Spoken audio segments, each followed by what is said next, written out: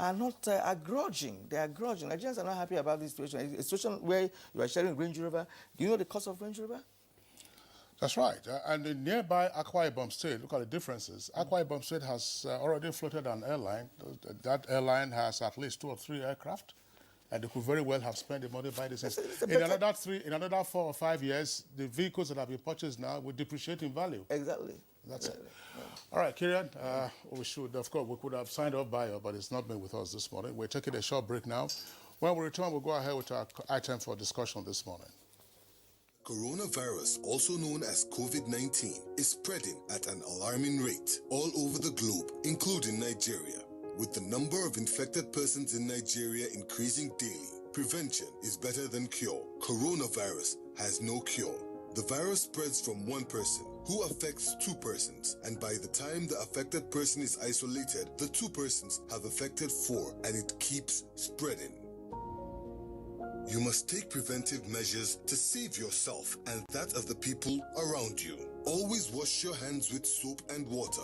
Put distance between yourself and others. Whenever you cough or sneeze, cover your mouth. Clean and disinfect surfaces. Stay at home if you're sick and contact the proper authorities. Together, we can cut down the spread of the coronavirus. This message is brought to you by the Nigerian Television Authority, NTA, Africa's largest TV network.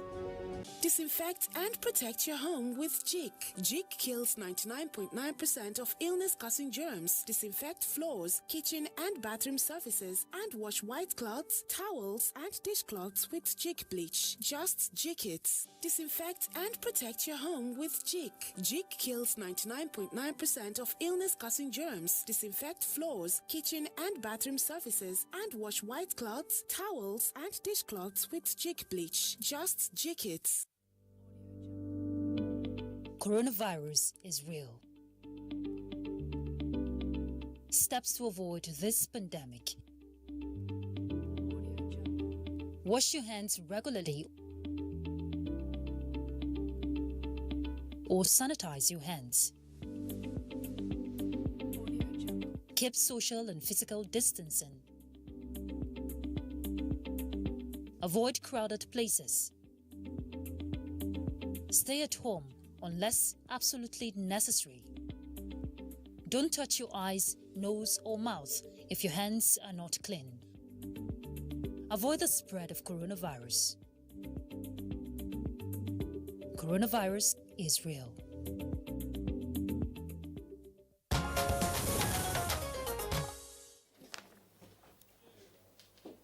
And you're watching Good Morning Nigeria, and we're glad to have you with us up to this moment. Our conversation this morning is on the reopening, or we call it partial reopening of schools in Nigeria.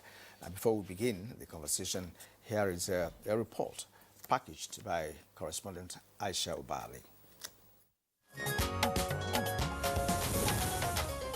Many schools around the world are faced with the difficult challenge of reopening safely, even though this is being done in different phases.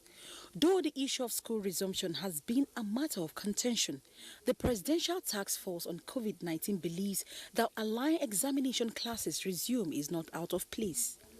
Some countries like Israel, South Africa, Spain, among others, had earlier asked schools to resume.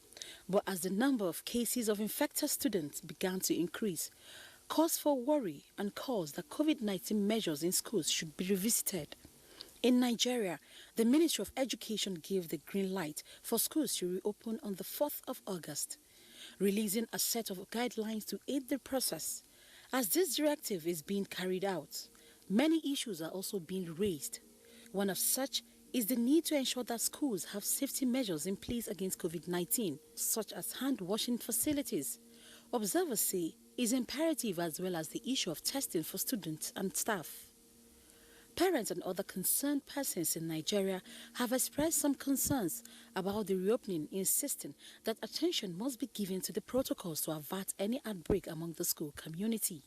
Now, how safe will pupils be as schools resume for final year pupils across the country? What safety measures are in place to safeguard pupils in schools? These are questions begging for answers. Well, joining us in the studio now is the chairman of the FCT Schools Reopening Committee, Fatima Abdulrahman. Fatima Abdulrahman, pleasure to have you with us on the program this morning. Thank you for having me this morning. Also here with us in the studios is the principal, Pace Setters College, Guzape, here in Abuja, Amechi Osuji. Pleasure to have you with us on the program. Thank you for having me this morning.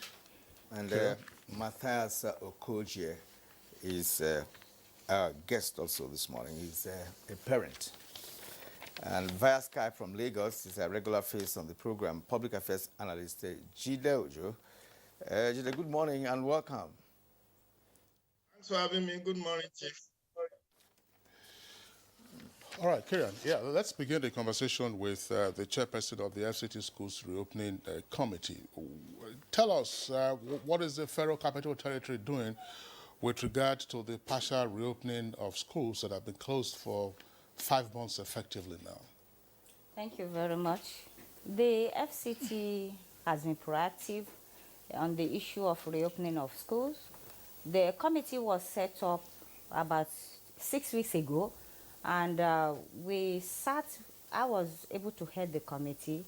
We sat together to fashion way out on the guidelines of going through the schools and seeing that when schools reopen, both staff and students will be safe in the school environment. And as students come to school, they don't carry any ailments back home to their parents in order to avoid the spread of COVID-19. We have looked into the issue of population of schools in the Federal Capital Territory, and we came out with guidelines that if by the time the government announce the opening of schools, we are going to do it in phases. That's considering the certificate classes, that is the primary 6, the JS3 and the SS3 student. And today, as at yesterday, FCT schools have reopened, and we went around some schools yesterday to really see the level of compliance of the guidelines of COVID-19 as prescribed by the Presidential Task Force. What did you find in terms of compliance level? What we found in terms of compliance is the culture of maintaining standard hygiene level by regular washing of hands, using of face masks. No student is allowed into the school premises without putting on the face masks. And as they come in, there are places, strategic places in the school where hand washing devices have been put in place. As they come, they wash their hands, they sanitize, and then right from the gates, they take their temperature to really see that they are okay to come into the learning environment. All right, madam, you visited some schools, and perhaps there might be public schools. What about the private schools? Because in today's Nigeria, we seem to now have more of private schools than public schools. Yes. And again, we learned about what happened, is it Ondo State, as the case may be, where some schools are paying some amount of money to be paid by each student, perhaps to get tested or something before resuming classes. I hope that is not playing out in Abuja here. So what is the situation with the private schools that you visited yesterday? Not at all. The case of the Federal Capital Territory is different. Nobody collects anything from the student. All the materials were supplied by the FCT administration. If you go into our schools this morning, you will see students wearing the face masks provided by the government. Every student is having a hand sanitizer to him or herself in the classroom. So the issue of money being paid is not there in the Federal Capital Territory at all. Well, Kieran, the Ogun State government has now declared that there will be no payment for testing for coronavirus by pupils who are... That's a better That's right. development. It's a lot better. But In the Federal Capital Territory, there is no testing. we don't test the student. Rather, we take their temperature and we advise the parents to furnish the school with vital health information of a particular child or student in case of any ailment. So as they come in, they fill forms. If you have any peculiar ailment, you let the school know so that schools can take care of that. And aside that, we have designed a separate room, or what I will call isolation room in the school. In case any student comes and the temperature is high, we keep that child there and quickly call the parents to, with the help of the school health officer, to really take charge of that. All right. Thank you very much, Hajia Fatima Abdulrahman. Let's bring in Amechi Osuji, who is the principal of Pacesetters College in Kuzape. Obviously, that's a private school. What is the situation in your school as we speak? We have taken note of the requirements given by the NCDC, and we're very happy to announce that we have met these requirements, because it's very important to us that we maintain a safe environment for our children to learn. You know, we have a short period of time to take care of the existing classes, and we want to ensure that at the end of the day, our children live safe and sound, and their health is very important to us. So the first thing we did was to ensure that we have our pots, our booths where the children, when they come in, they wash their hands. It's compulsory. In fact, before you enter the school, you have to first of all wear your face masks. And like she has said, the information has been supplied about the health of every child, you know, before resumption. So we took note of that. And then when you are coming in as a child, you must first of all be checked at the gate. We have to ascertain your temperature level. It shouldn't be above 37. It shouldn't be above 38. Once that is done, we have to contact your parents. And good enough, the parents are careful. They brought in their children knowing fully well that their health is of paramount importance. So first of all, the child is checked, and then he comes in. If his temperature is below 38 degrees Celsius, he comes into a point where he washes his hands with soap and then cleans up his hands, goes to a place where the sanitizer is, sanitizes his hands. And then when you go to our classrooms, we have spaced them enough, 2 meters apart, even more than 2 meters. We had to use other classes. Thankfully, other classes are not in school, so the empty classes have been used. In a class, you get 7 children alone. There's a distance between the board and the children, so that there's no contact at all between the teacher and the children being taught. So we are maintaining a very safe environment. And like has been stipulated also, we have a place, an isolation room or isolation place where the children stay, you know, in case anything happens. But we haven't had such. We just resumed yesterday, and we will not have such because all the parameters, all the requirements have been met. And social distancing is very important to us when they are in class, when they are out of class, wherever they are. The children are very conscious. We have educated them, we've trained them. We told their parents before they resume school that these are the requirements. A child must not come close to any child. Even teachers will maintain that distance. Our teachers, throughout the teaching period, in class, anywhere they are, they wear their face masks. That's to protect themselves and also protect the children we are teaching. So all these things have been met because what the government is trying to do is to ensure that we have a safe environment at the end of the day, that after these children have written their exams, they can go back home safely.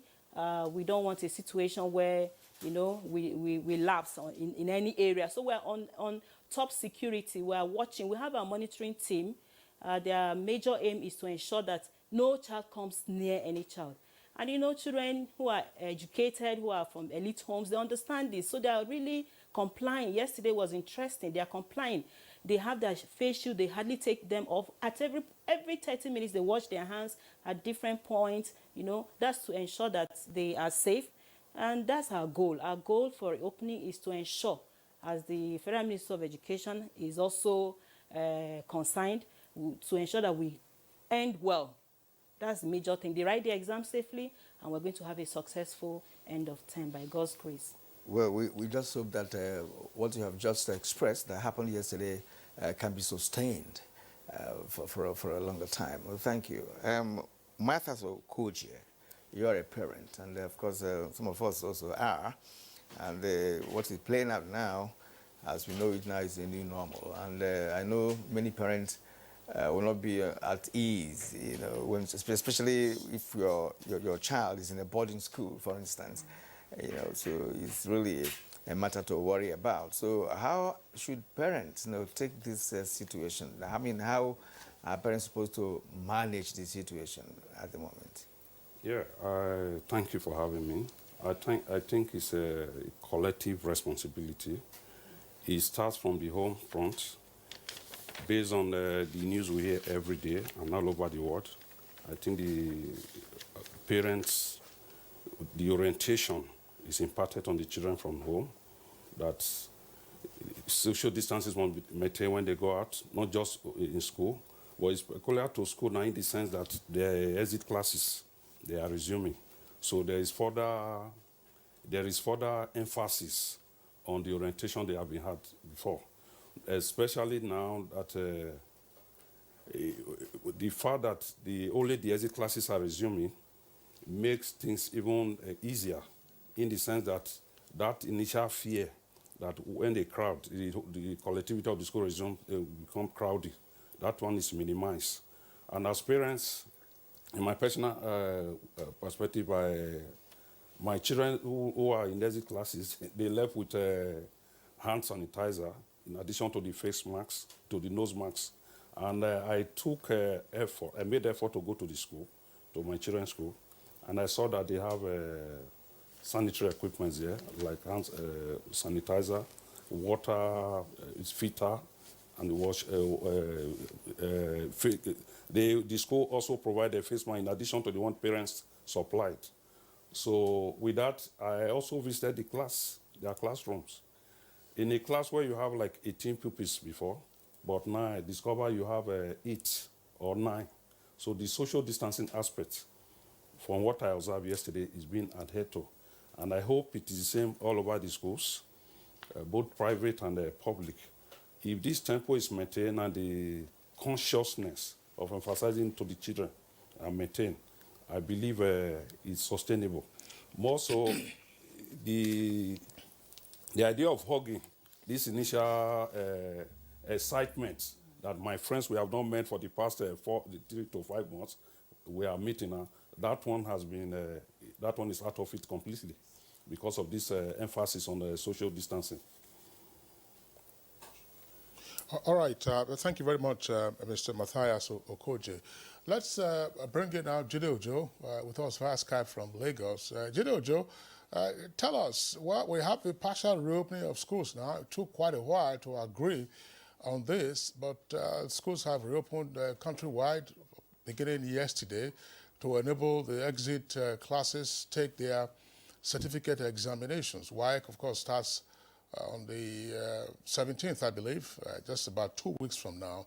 What are your thoughts on this process? Belated or almost inevitable that we had to do this?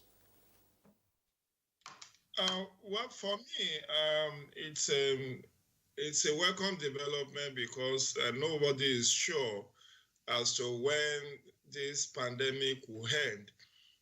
And just like the president did by reopening the economy gradually, it's desirable that we do not slow down the progress of our students based on fear of COVID-19.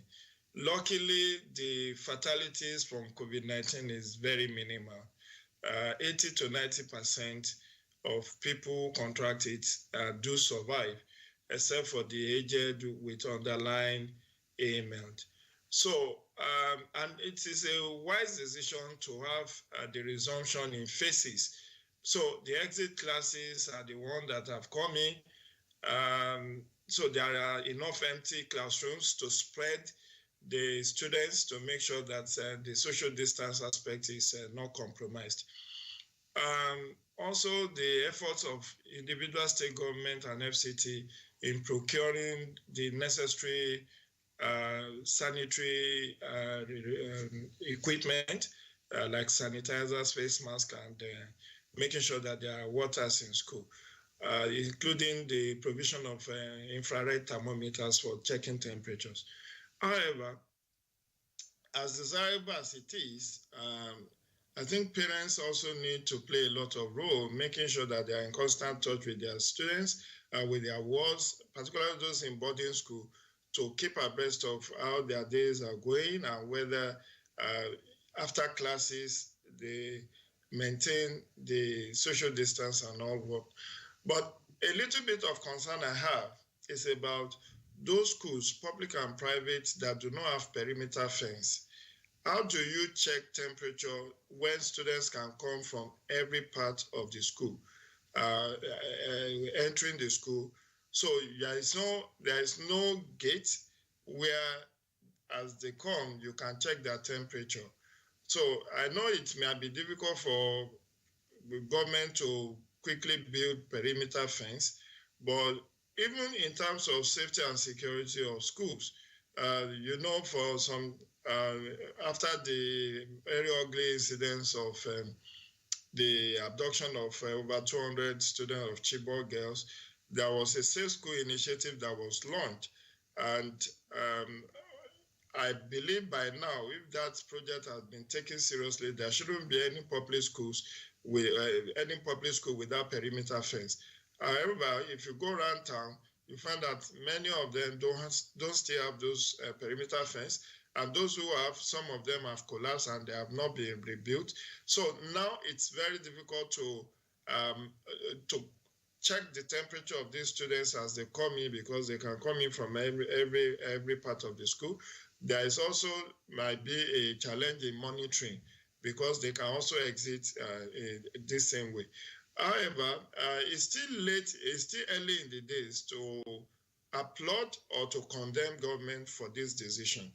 Maybe at the end of the examination next month, we can do a review and see what are the percentages of challenges that the school authorities encounter. I know that the initial supplies have been made.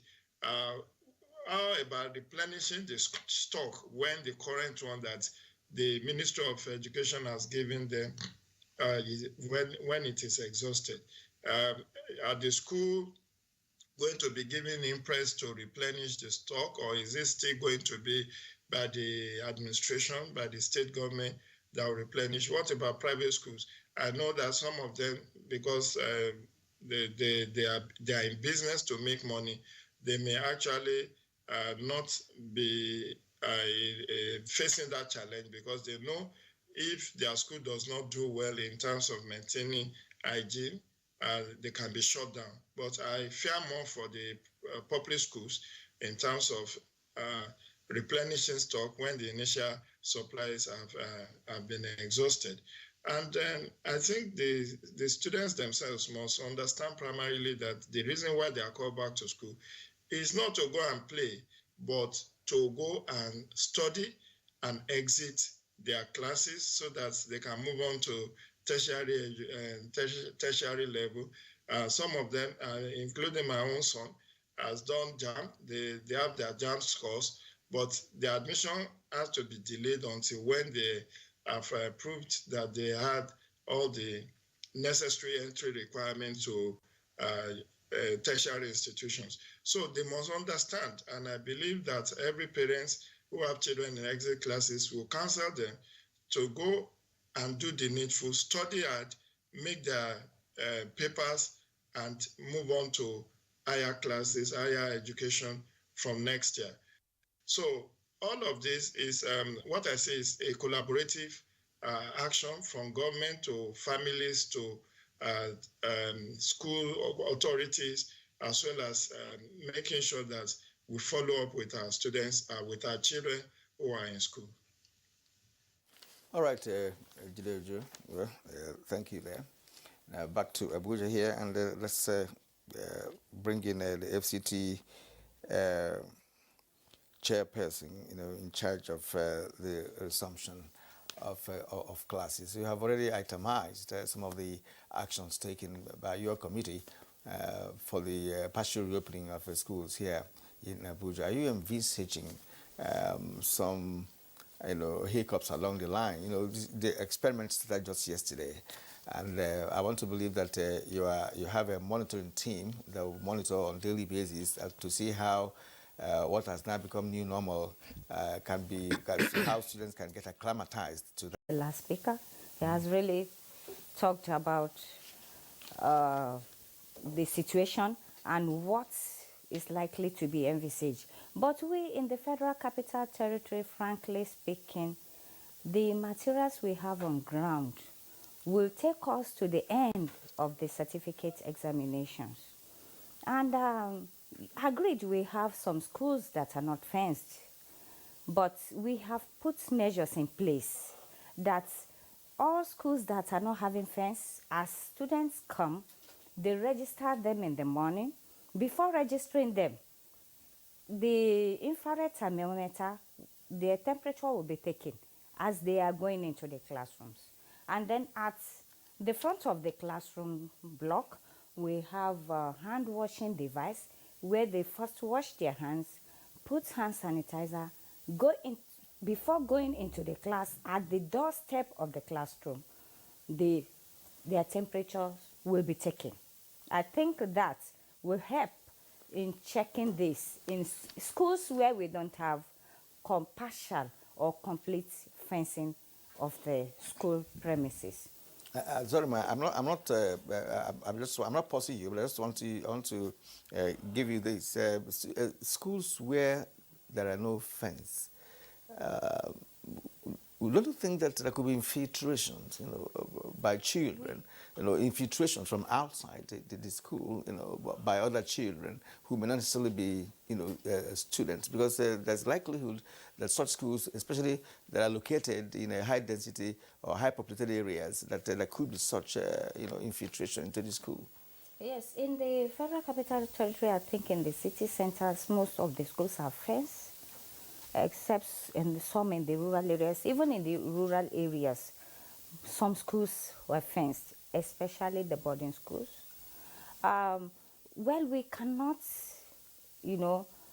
say maybe there will not be infiltrations in the school, but we have put security measures. The security men have been put to man different areas on the school compound to, curb the excesses of invaders coming into the school environment.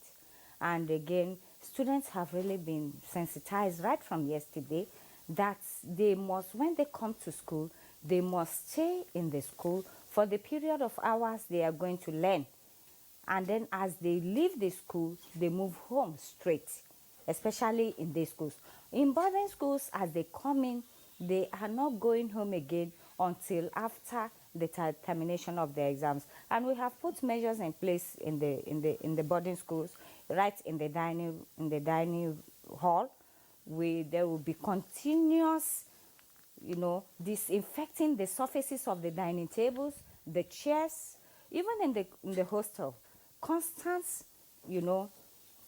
disinfectants of the hostel environment, and even in the laboratories, because there are a lot of surfaces, even in the classrooms. We have provided disinfectants to really, as they clean the surfaces of the environment. And we have equally told them about social distancing. In the hostel now, a hostel that accommodates like 50 students now, we have 10 in every hostel. And the beds are double bunk. So nobody is on top again. Everybody is lying on the down bunk, and then there is space in between. I've told you, in a hostel that takes 40, 45, 50, they are now 10 in order to, obey the guidelines of NCDC. Well, thank you very much, Fatima Abdulrahman. Well, the hostel arrangement, that's very interesting. Because the double bunk beds, you used to have their juniors who will be sleeping on top of the beds. Now they have no juniors whom they will send on errands. They will have to run those errands on on their own. So Matthias is chocolate. I hope you were not a wicked senior during your time. No, I was a nice one. Okay, that's good. All right, let's bring in once again Ms. Amechi Osuji of Pace Setters. In terms of the type and quality of facilities that have been provided for hand washing, I've been a bit concerned because the photographs that we have seen, I must admit that I haven't undertaken any tour of the schools, but the photographs that we have been seeing have been, of course, these plastic containers with a plastic faucet, as a plastic tap. So you go there on your own, you use your hand to turn on the tap, the water comes out, you wash your hands, and then you close it back. And of course, experts warn that that's one way of spreading disease very fast. We recall, Kira and I have been on Good Morning Nigeria when we were discussing coronavirus. I don't know how many editions of coronavirus we have had. Auchi Polytechnic, and I believe one or two other institutions, designed a foot pedal operated hand washer to say for both the soap dispenser and the water dispenser, you have no need to interact with the tap head or the faucet. I don't know how much they were selling those ones or whether they have had mass production. I thought that those ones should have been fairly easy to acquire. I wasn't going to go to ask you, for instance, to say, look, go and get what Naseni also provided, which is the walk-through disinfectant. It just takes your temperature as you are walking through, it disinfects you, and then you walk ahead. But all these ones you are seeing, all these plastic small-sized drums that are also used as refuse collectors, are what we are seeing with some small tap on the head. Why has it been so difficult to upgrade to the foot-pedaled soap and water dispenser? The pandemic is a serious issue, and we can't treat it with levity. I don't expect an institution, especially dealing with younger children, to be having a hand washing point where the children will have to turn on the tap, have a contact with such. That's very dangerous. Though the one we have is the one that ensures non-contact, which is what NCDC recommended, the non-contact one, which is safer. The child does not have anything to do with turning on the tap. You know, it's not just a child, it could be a lot of them handling the same thing, and that's not good. That's not recommended when you look at it.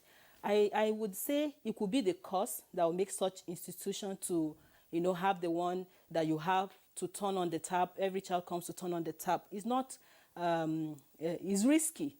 So it could be the cost. People may not, some schools, I can't say for private schools because we have the non-contact sanitizing point. And if people purchase such, it could be, maybe they can't afford it because the non-contact one is a little bit expensive in the hundreds of thousands, and some people may not be able to afford such.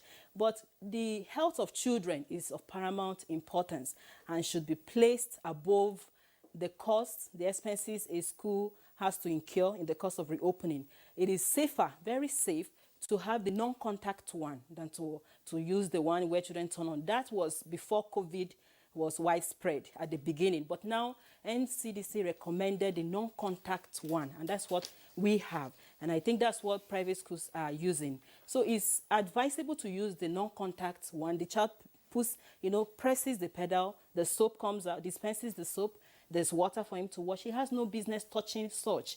Everybody should be safety conscious, and maybe the government can step in and maybe have a subsidized one that everybody can afford. It's quite expensive.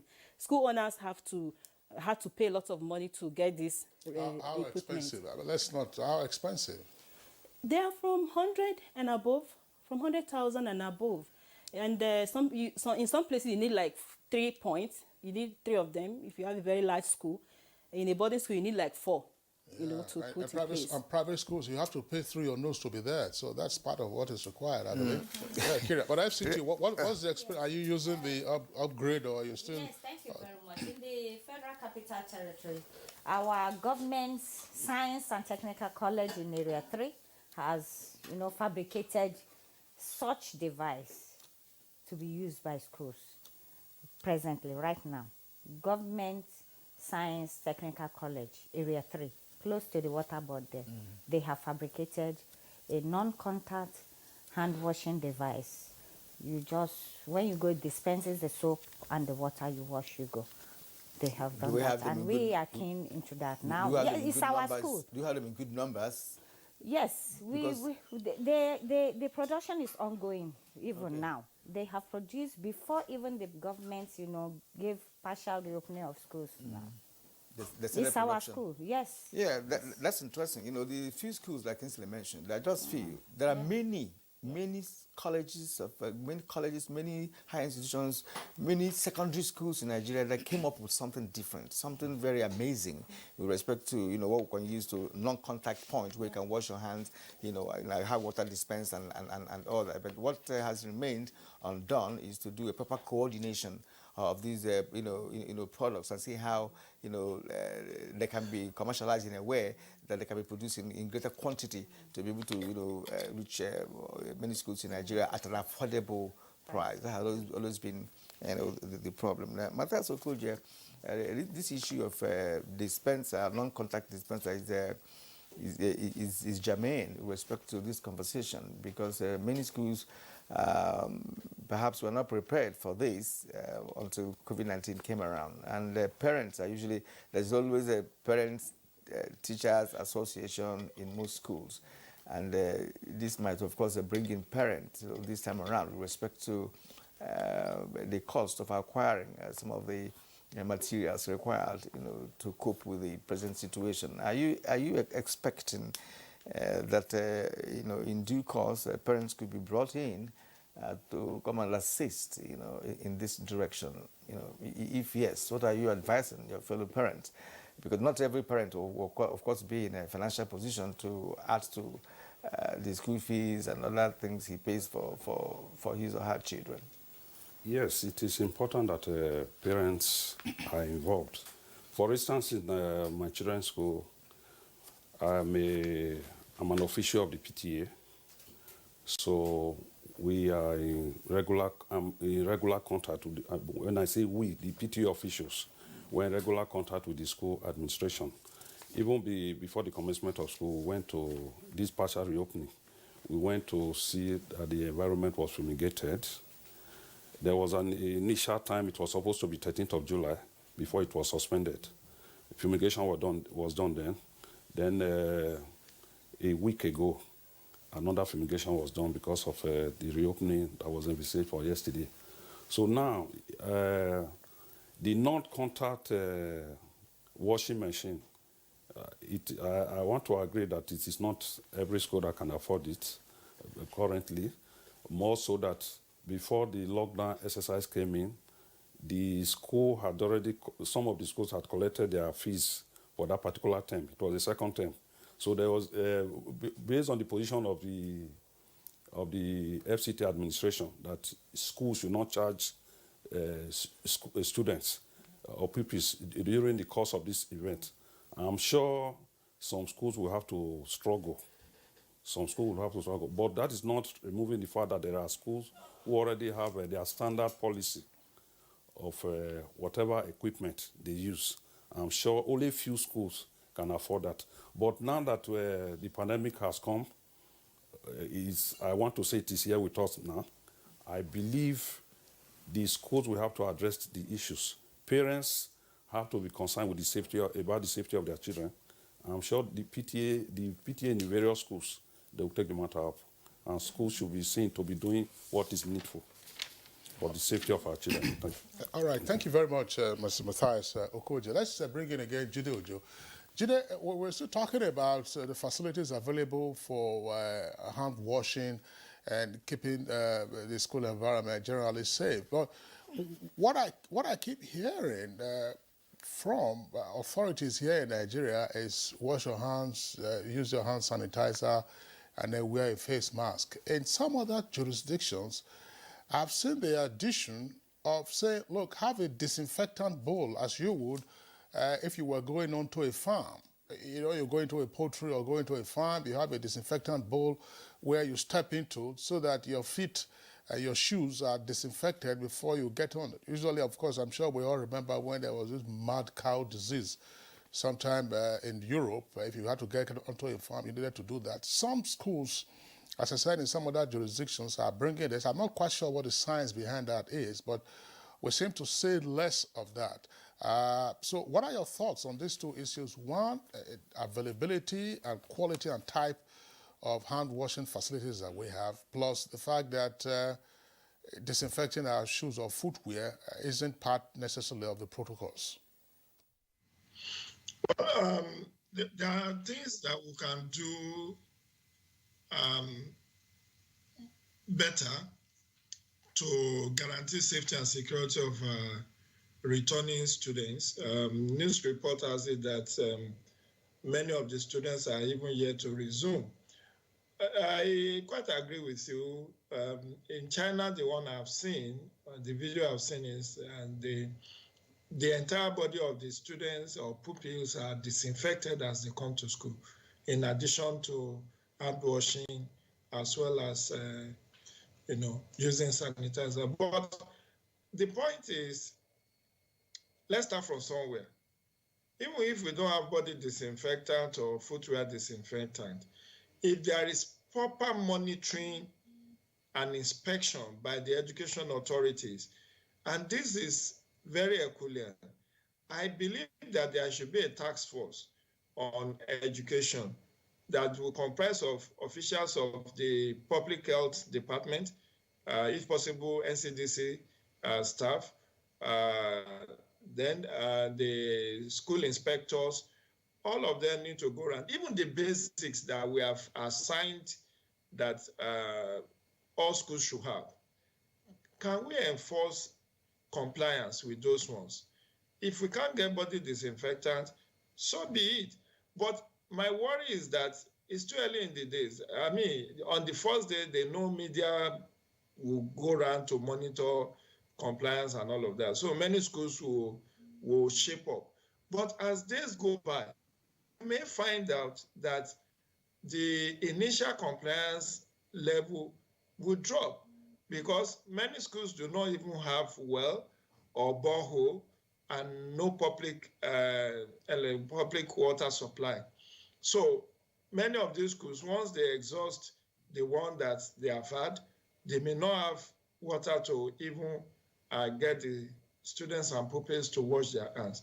What effort are we making to ensure that maybe as PTA, maybe as alumni of some of these schools, if we can help government to provide those facilities, public-spirited individuals, philanthropists need to kick in.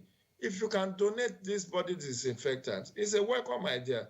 If you can donate a water tanker every day to schools that do not have water supply, that is also a public-spirited gesture, a kind gesture that is welcome at this point. If you can provide hand sanitizers, face masks, and all other things that will ensure the public health, the health of the students that have returned to school, this is when all efforts must be made to ensure that we do not unnecessarily expose our students and pupils to risk of what I watched on news yesterday. That's a whole state, and that means a lot more needs to be done for those states. All schools, Kaduna is resuming, is it on the 10th? All of those schools, those who are resuming on the 8th, on the 10th, all of them should make sure that at least the basics are provided. The water, make sure that for schools that do not have borehole or functional borehole, or whose borehole facilities are broken down, they are repaired so that there is adequate supply of water, adequate supply of hand sanitizers, adequate supply of face masks, because even the use of face mask, you need to let these students know how to use face mask. Many of them hang it on their chin, even when they have it. They need to cover their nose as their mouth. Even many adults I see wearing face mask, they put it on their mouth and leave their nose. And I mean, of what benefit is it if you can't cover your nose as well as your mouth? But that may be a discussion for another day. More important thing is restocking the supplies as they finish. And like I said, it doesn't have to be left to the government alone. Public-spirited individuals, philanthropists, alumni of those schools, parent-teachers association, every one of us must kick in to support the schools to ensure proper safety and security of these students while they are writing their exams. Fatima Abdulrahman, you listened to Jidojo once more, just as he did earlier on. He raised the very pertinent issues. First of all, this time around is concerning sustenance of the supplies. So he talked about the restocking of the supplies. He also talked about engaging the private sector or well-spirited individuals to also key into this. Now, in your community, do you have such plans to see how you can extend your tentacles, to organizations, social organizations, some institutions, individuals, philanthropists who might, be willing to provide some level of assistance, especially in FCT, for instance. I do have such plans because restocking is very important here. And as you also pointed out yesterday, we just started yesterday, and most schools knew that, of course, the newsmen will be nosing around to know how prepared that they are. Every school wants to reopen, no doubt about that. And then sustenance is another, issue that should be considered. Yes, thank you very much. In the Federal Capital Territory, before this, we had earlier met with the PTA officials of public schools to really let them know that it's going to be a PPP, that is public-private partnership, that they should come in assisting the school as well. So we are not leaving parents out. We are working hand in hand with the parents. We are doing a symbiotic relationship with our Parent Teachers Association of the Federal Capital Territory. And I don't think any school or any school administrator would like to put the risk of the students and staff. So all necessary things will have to be put in place, which we are doing in the Federal Capital Territory. The Department of Quality Assurance of the FCT is really going around to see the compliance level of every school in the Federal Capital Territory. The private schools too are not left out. I believe Mrs. Osuji knows too that the quality assurance regulates the activities of public schools and private schools in the Federal Capital Territory by making sure that they really follow the policy of the FCT Education Secretariat. Okay, thank you very much. Let's bring in again Amechi Osuji. Under the current special dispensation that has been created for the partial reopening of schools, what are the school operating hours? That's one. Two, our focus has principally been in this conversation on students who have resumed and presumably also on their teachers and other workers. But we do know that in the school environment, there are other players. You have food vendors, you have all kinds of vendors of articles. What is being done to ensure that these other players maintain the requisite hygiene standards under the pandemic? Everyone in the system has to also undergo the same process or processes the children go through, because somehow the teachers, the storekeeper, the security personnel and all will have one thing or the other to do with the children. So they first of all undergo the checks at the gate every morning. We check them. Then the teachers, the personnel in the school maintain their 2 meters distance. They maintain social distance with these children. Whatever they are doing with the children, there has to be a distance. Before the children can come close, discuss with the teacher, but now that social distance is there. They have to be a kind of non-personal relationship with the children, even though you have to teach them, but the physical distance must be maintained. And the contamination of the environment every now and then is very important. We have cleaners who go to toilets, who go to classes every morning, ensure that everywhere is sanitized with the soil and other disinfecting agents, before the children come in. So what we are doing now is different from what we used to do. We are handling children with utmost care. We are maintaining our distance from them. Some places they don't go to. We encourage our children to ensure that whenever they come in contact with someone, we don't. For instance, whenever they come in contact with someone, they don't come so close, and they are constantly informed of this. Secondly, we limit number of people into the school environment. We don't allow, visitors so much. Most of the activities are at the gate. Once you are done, you leave. And if you must come into the school office, you must come in with your face masks and other requirements that we have put in place. So we maintain such. And talking about the duration, the children are learning. They've been at home. We've used different platforms to interact with them. There's an exam coming up. On the 17th of August, our children are going to have their exams. And they need to really sit down, though they've been studying on their own. But now, the traditional method of teaching is what we have come back to now, which is what the children are already used to. So now they are back to where they left off, apart from the virtual learning that they embarked upon. So they are back to traditional method of learning. So we did not take so much, we didn't create a timetable that took so much of their time. In second term, we had extension periods for them till 4 p.m., but now we have two, from 8 to 2 p.m., they are off school immediately. Then there are activities we restricted, like physical PHE, sports, all those activities that can make them mix or, create, except there's a change in the system. But for now, that has been tempered down. So we do that. Then our parents, so when they come to pick their children, they don't get into the school. They just pick them from the gate and they go. So the environment is safe in all to, ensure that we have a safe time with the children. Yeah, it's a good one. But I think part of the question, was the normal interaction in schools, apart from the normal classes. But the interactions, we say that PE, that's physical education, is going to be removed entirely from the curriculum, to avoid such a person-to-person interaction among the students. Now, in a day school, like you said, parents will come and take their children home. The next day, they bring the children back. Then the cycle continues again, and unlike the boarding school where the students are all in the boarding and everybody, it's going to be a little bit of a difficulty, managing day school, right? And I want to bring in Otuji here, Okoji here.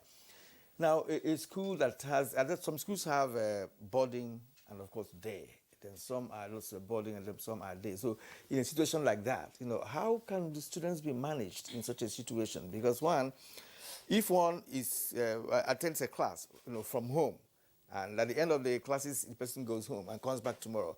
When he must have left school, he must have interacted, at home, not only with parents, but with also perhaps other children in the neighborhood. And the next day he returns. Then the ones that are in the boarding school, they have always been there, right? So I think they're properly monitored, because I know that you have teachers who also monitor students who are living in boarding schools. So how is this going to be managed? I mean, there is a little bit of a kind of hurdle there, in some schools that operate the two systems. Yes, it's challenging for the day schools. It's more challenging in the sense that you cannot compare the children. You can advise them, but you don't go out with them.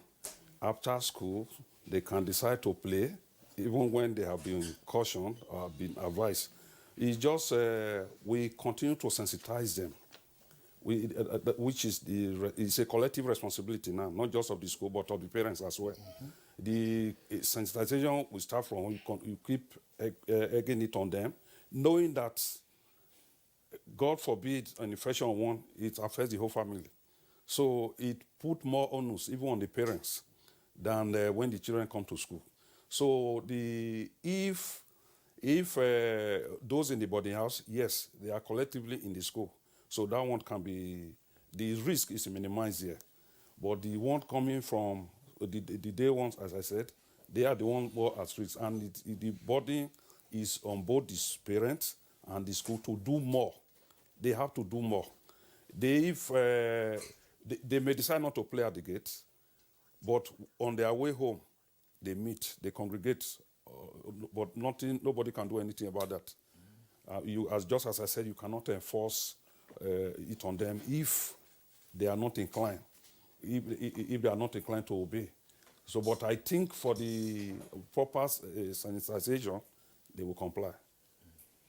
Okay, thank you very much, Mr. Okoje. Once again, there's the issue of school hours and the interaction, particularly those of these students, is an important one.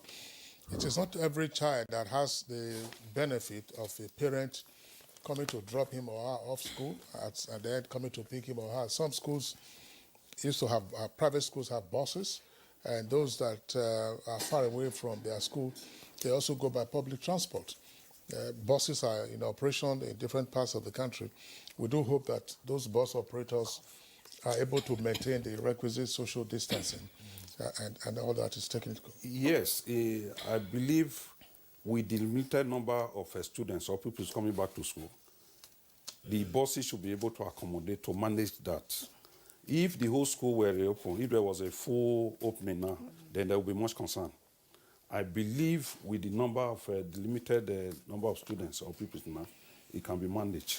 If the bus was taking like 50, and the school have many buses, I believe they will share it. The population will be drastically reduced. The number of people that enter the bus at the same time, they convey, to be drastically reduced. I was just wondering, before we bring in Jide Ojo, I would like the educationists in our midst to also talk about this. Students have resumed now in the exit classes in order to write certificate exams. And the presumption is that they had a lead up in terms of preparation during the lockdown. And the commonest mode of instruction during the lockdown was online. I wouldn't know whether there has been an assessment of how much learning took place during this lockdown via the e-facilities, and whether there was sufficient access so that you don't have pupils or students who are not prepared for examinations just walking in there and then, flunking their exams. Do we have a sense of how much learning took place? In the private schools, the answer would appear to be perhaps a lot, but public schools probably might have been more challenged. Abechi Osuji, let's hear from you first. Well, to measure it, you have to assess all of them at the same time. You have to assess all of them at the same time to be able to say how prepared a child is. Online it worked, but the place of the traditional classroom cannot be overemphasized. There are sometimes online you don't know who assists a child in doing stuff, in doing assignments. Somebody can assist that child. But in traditional classroom, the child is there. You make the corrections, and then the classroom ambience, the facial expressions, physical assessment that you can make of a child can help a child to pick up.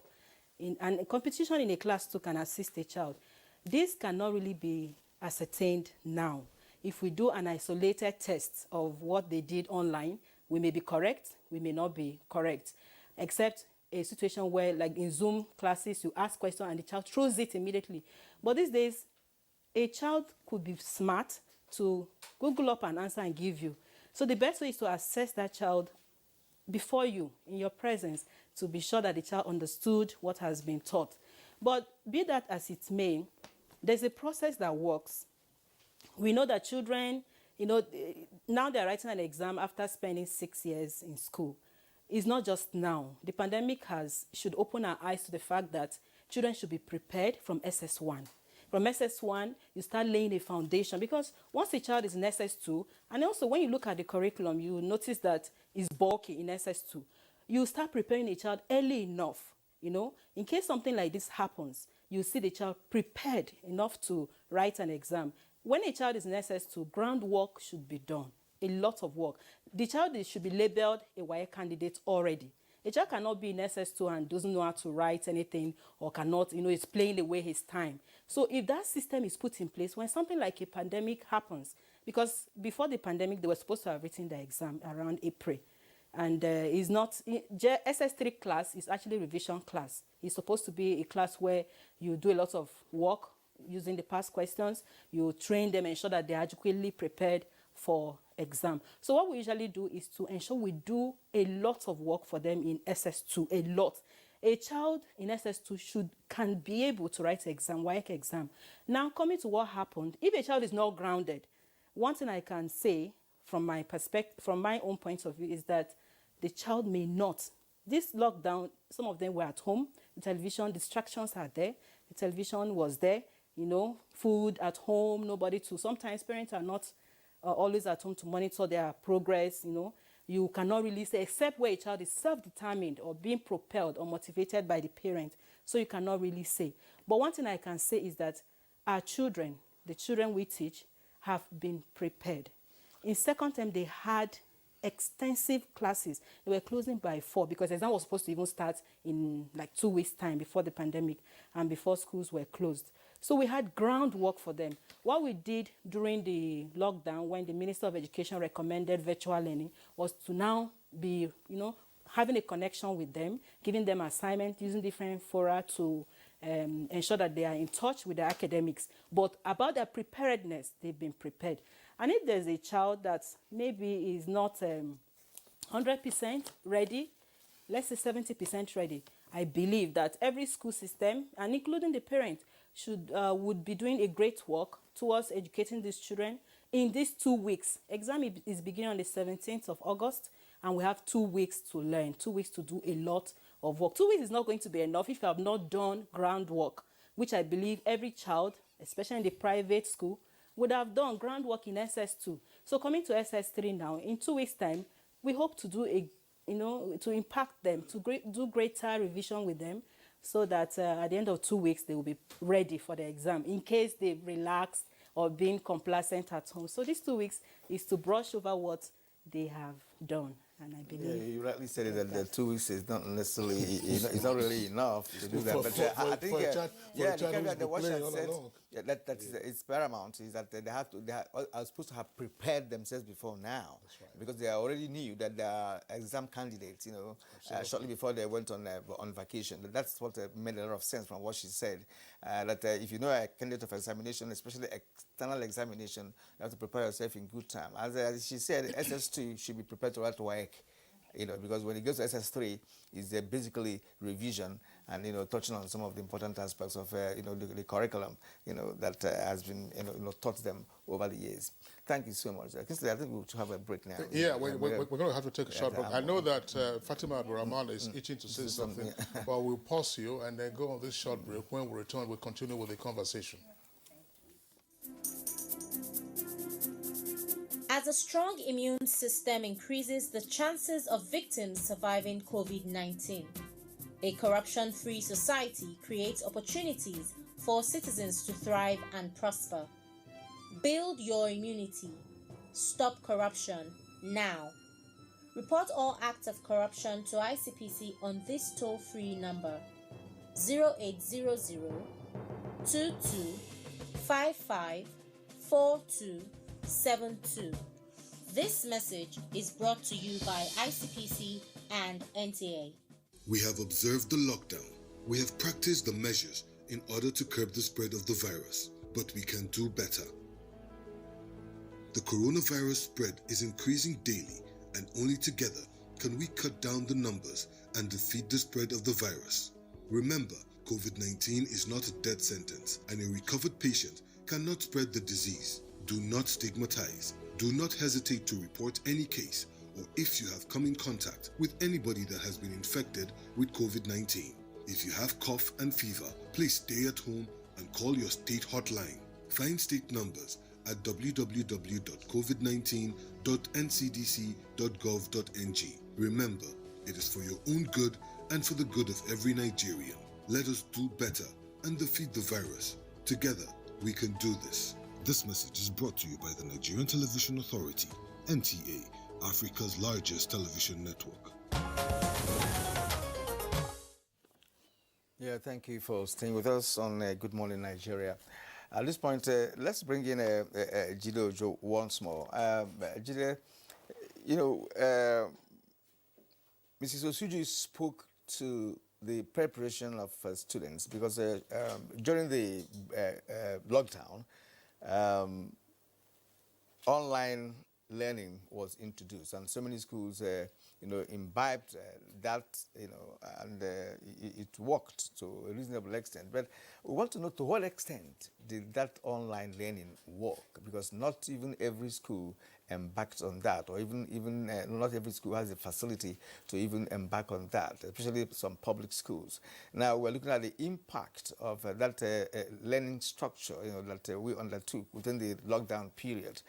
Do you think that it has impacted well on the schools that were able to, utilize, that particular structure as an e-learning, so to speak? Do you think it made any impact on them? You told us your son was an exam candidate. I wonder, I'm not sure he was part of those that were able to use that e-learning process. Mr. Sue just told us that, look, perhaps it worked in her school, and the students benefited immensely from that. Did it really work in your own understanding? Well, I think if at all it worked, it recorded very limited success, because these students, by the time the schools were shut in March, they were not even groomed or inducted or orientated about how to use e-learning procedures or mechanisms. So they go with that during the pandemic. And truly, if I have a son that did this, I think it's not really it's not something I would say we should adopt, because, like Ms. Osuji said, students could play pranks. They can look up the answer. They can be assisted by their parents, by their seniors, while having such e-learning. So if they perform excellently during maybe having an online examination, that may not be the true test of their knowledge, because they could have been assisted to make sure that they pass very well. So, and it's not all the schools that have these online facilities. Very, very few schools, most of them private, are the ones that actually introduced e-learning during this lockdown.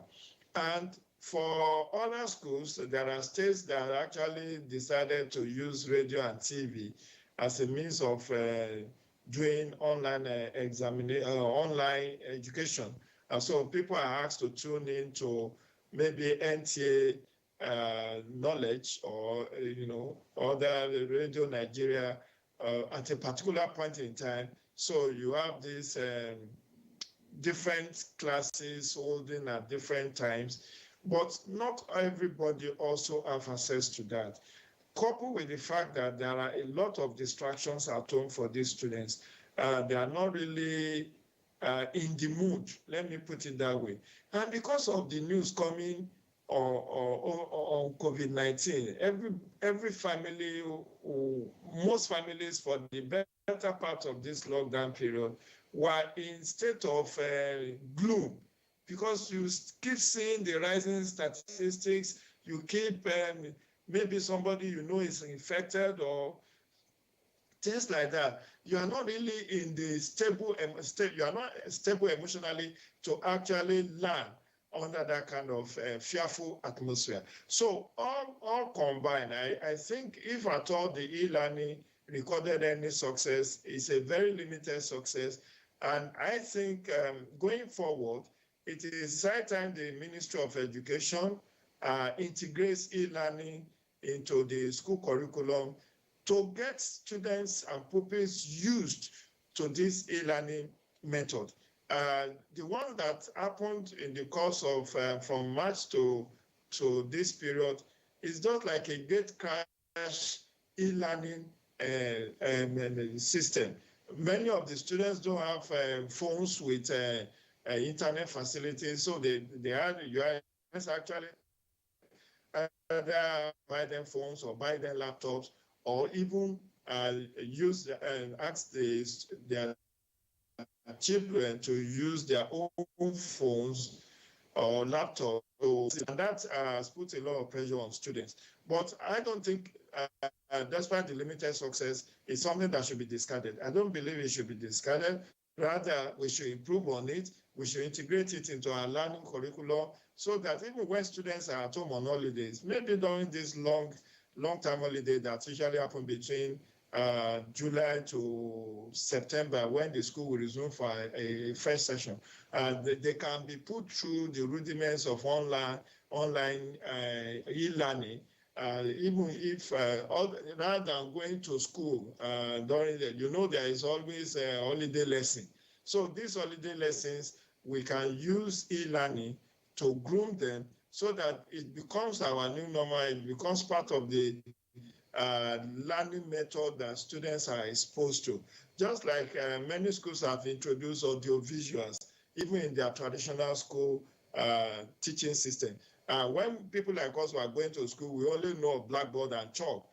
Today, many schools are using whiteboard and with markers, and they are also using audiovisual. So you have a projector, you have lessons being taught students through PowerPoint presentations and all of that. That is the new normal, and Nigeria must not be left behind. But what has happened is not something that I would say got a pass mark from me. It can be improved upon, it should be improved upon, but it should be better coordinated. The facilities must be there. The students must be taken through the rudiments. How do they assess this? Many times, the one that I'm very familiar with, even when they schedule the exam, there are initial hiccups. The exams are postponed at will. The students are prepared. Sometimes particular subjects are postponed, and then you are given very short notice to say that you will now be having this exam in the next 2 hours or by tomorrow morning, when the students are not really very prepared for such examination. For you to do well in an examination, you need to be stable emotionally. It's not something that you are prepared for a particular subject, and then because there is hiccup, they now say, okay, that subject has been postponed, so you will take biology next. You are not prepared for biology for the next morning or thereabout. So it's something that should be improved upon. It's something that should be integrated into our educational system. But it's a good start that can seriously be improved upon for future learning. Right. Thank you very much, Jide Ojo. I was just wondering, Kieran, the lamentation of the inadequacy of e-learning facilities, particularly in public schools, is something that presents an opportunity once again for us, I believe, to say, look, how do we fill that gap?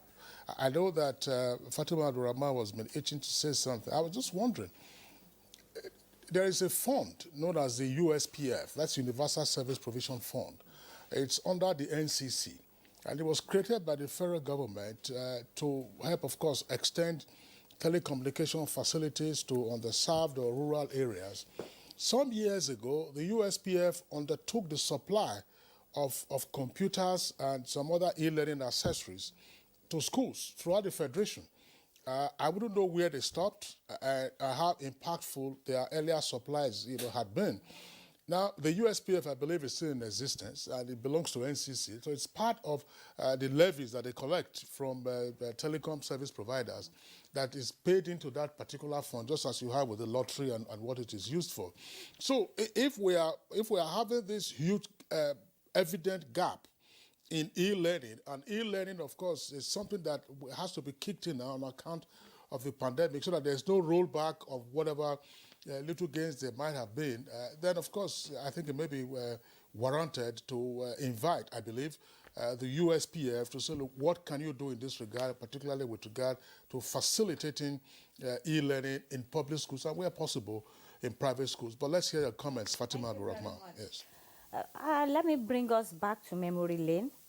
You know, the senior school secondary curriculum that was new came into existence in 2010, and part of the subjects that were compulsory then, that the NERDC, that is the Nigeria Educational Research and Development Council, made compulsory, are subjects like computer science, trade subject, because the essence of that curriculum was to make every Nigerian child to be self-reliant by learning one trade or the other.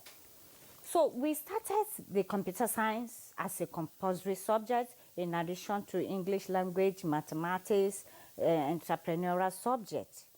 But because of the challenges, power supply is one of it. Because if there is no power supply, there is no how the internet will work. So looking at some of these problems, it was stepped down. Computer science is no more compulsory. So we need to really seriously bring back the Nigeria Education Research and Development Council should bring back the computer science to make it still part of the compulsory subject, because it's all, we are talking about e-learning, and some of these students in the rural areas cannot, go into the internet. They don't even know how to Google. So without the computer science subject, how will they do it? So that will be looked into. And then coming to the Nigerian Communications Commission, yes, it might interest you to know that this program is still going on. While I was a school principal, I was a principal government secondary school, Kuje, and the immediate past national president of ANCOPS. They supplied my school with about 200 palm tops, which we distributed to teachers. And according to Jide, he said, yes, now students, you can teach through the PowerPoint. Teachers now prepare the lesson notes using their computers, using the palm tops to teach. That is what is going in vogue now. We have to go by the best practices in Nigeria to really make sure that teaching and learning is simplified for the student. So the NCC program on supply of computers and palm tops is still ongoing. They have even reached the adult literacy. They have reached that now. They're supplying computers and this iPad to adult literacy classes in the FCT here. So they're still on. The only thing is that State Ministry of Education should key into it and liaise with the Nigerian Communications Commission. Actually, it's the USPF. Yes, that's Universal the Service USPF. Provision Fund. Yeah. Yes. All right, well stated, Madam. We have some tools here. I think we should be able to go through them before the next question, because we have less than 5 minutes to deal with the rest of this program. From Motana Farouk, allowing students to resume schooling activities may be the best option for now, because if you don't engage people legally, other forces may recruit them illegally to perpetuate evil. Idle mind is the devil's workshop. I urge the educational managers not to play politics with it. Festus Akimboyewa, there's no doubt that time out of school is harmful for children's cognitive and academic development. As long as time out of school can have negative effects on them, then they have to resume. But since classes can't be fully taught remotely, the government is right to reopen schools for SS3 to take their WAEC and NECO exams. Delegate Solomon, we call on the Ministry of Education to commit to provision of more palliatives by enrolling to fund logistics, such as compulsory testing of students on arrival, and thereafter more testing at regular intervals, sources of regular water supply and hand washing, soaps, sanitizers, etc. Mike Anyakwa says COVID-19 precautions must be in place accordingly. Weekly returns on COVID-19 situation in every school should be rendered and action taken if there is any negative report. No selling of food in schools. The PTF COVID-19 will have extra work to do in monitoring schools to ensure social distancing observed across the nation. It appears that adults find it difficult to keep to rules as stipulated by relevant authorities. How much more kids with their juvenile delinquencies? Chris Simeon tweets, says to curb the spread of the virus, students should be enlightened on how to maintain personal hygiene, and the teachers too must be ready to play their role. Nandom Whip, will these precautionary measures be sustained, or is it going to be a regular way of fire brigade approach, but after 7 days, we then ignore the whole health concerns and checks for these children? Thank you, and God bless Nigeria. All right, Kieran, I want us to bring in Matthias Okoje again as a PTA member. Part of the reason, I believe, for the delay in the partial reopening of schools had to do with the complaints by some schools that they were not ready, they had no facilities, no water, no this, no that. It was almost scandalous listening to those excuses being given by school managers, whether principals or even the parents of those schools or the teachers in those schools.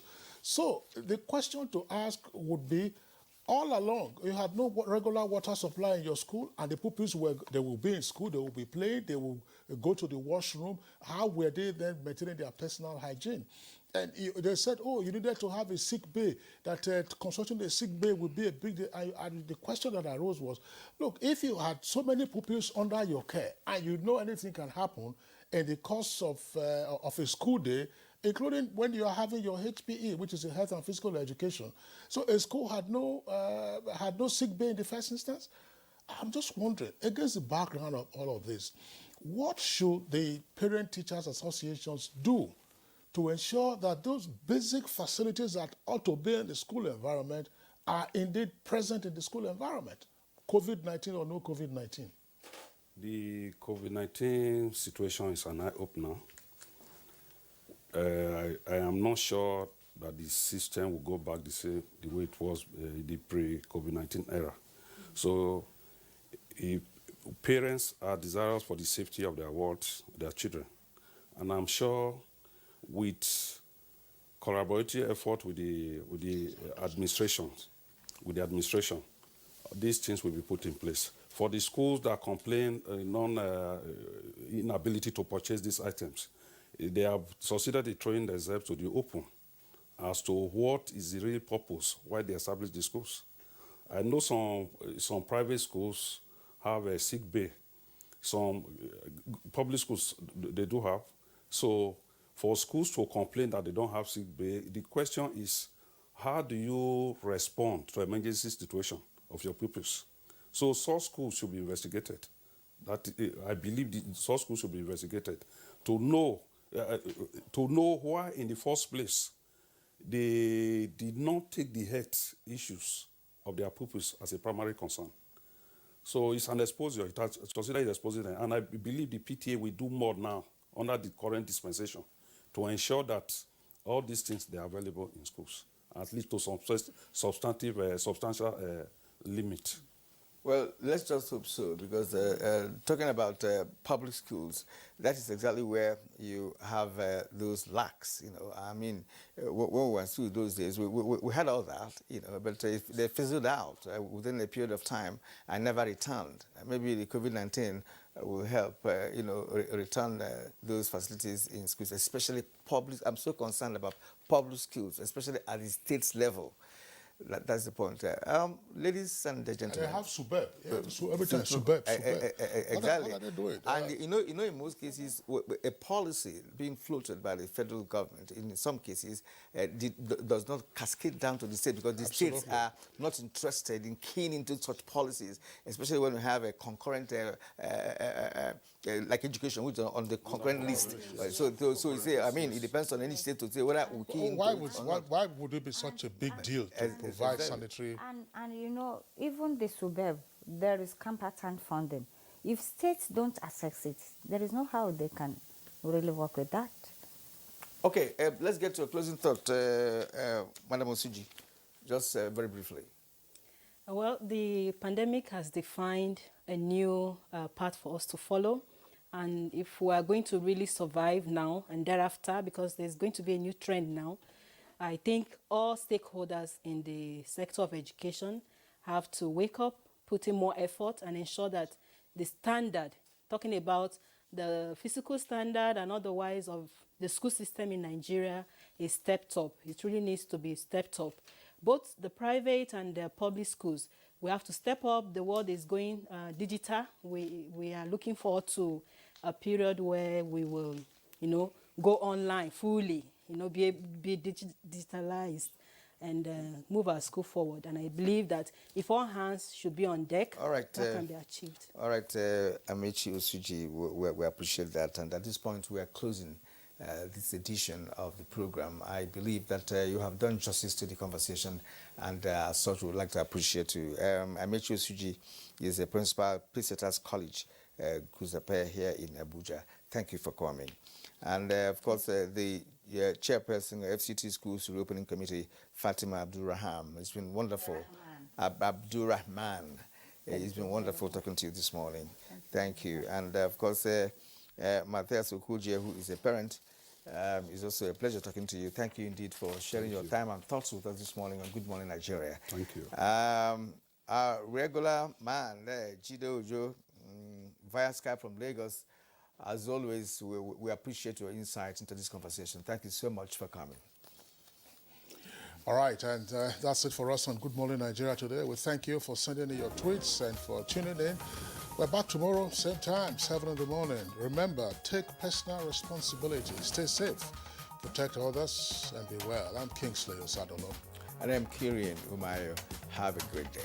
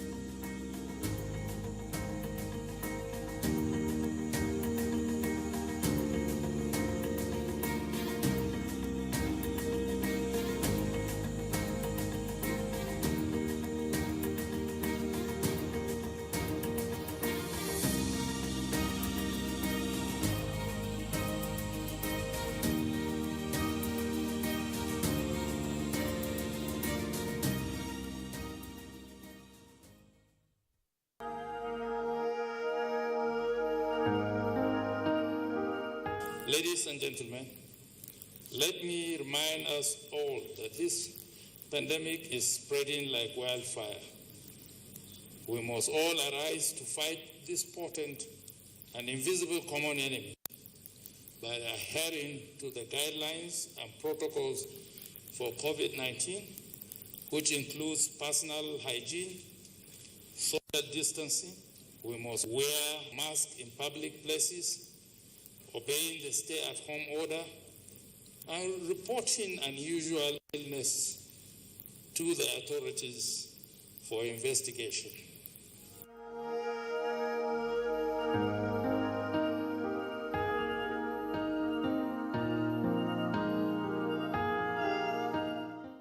You can follow us on all our social media platforms: Facebook at NTA Network News, Instagram at NTA Network, Twitter at NTA News Now, YouTube at NTA News Online, or visit www.nta.ng.